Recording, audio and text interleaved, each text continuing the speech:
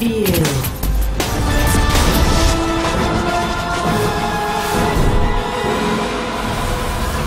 When is a wand no longer a wand? When it's a gun. As with last year's installment, Harry Potter and the Deathly Hallows Part 2 is a third-person cover shooter with wands instead of guns.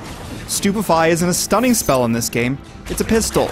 Expulso isn't an exploding spell, it's a rapid-fire machine gun.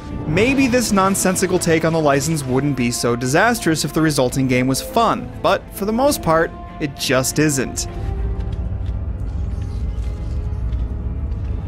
Switching between spells provides some variety in the second half, but otherwise, Deathly Hallows Part 2 is tedious and dumb, failing both as a game and as a licensed product.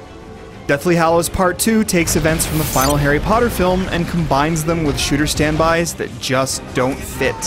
One such standby, the Defend mission. In various levels, you protect Hermione from enemies while she casts Alohomora, and every time it's striking just how silly the whole thing is. Since when does Alohomora take 5 minutes to cast? What is Hermione doing all that time? How is it that doors within Gringotts Bank can be opened with such an elementary spell? In another mission, you take control of Seamus Finnegan and plant charges of some sort around Hogwarts' covered bridge. What are these, magical C4 charges?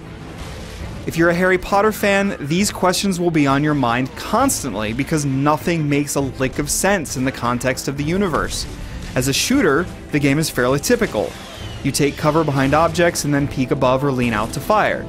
You begin with Stupefy, but gradually unlock new spells, none of which function as they do in the novels.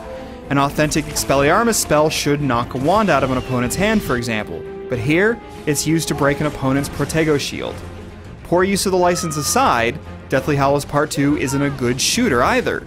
You shoot the same nameless generic enemies time and again, then you move down a narrow path so you can take some cover and shoot more clones.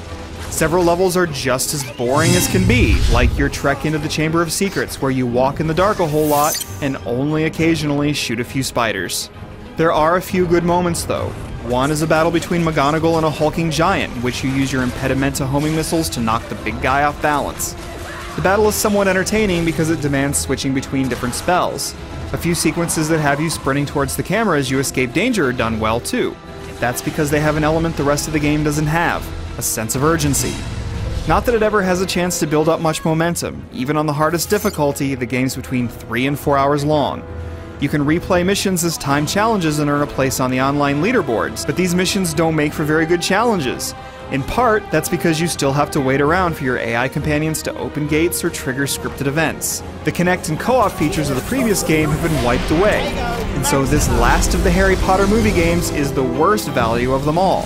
It isn't for Harry Potter fans, and it isn't for anyone else either.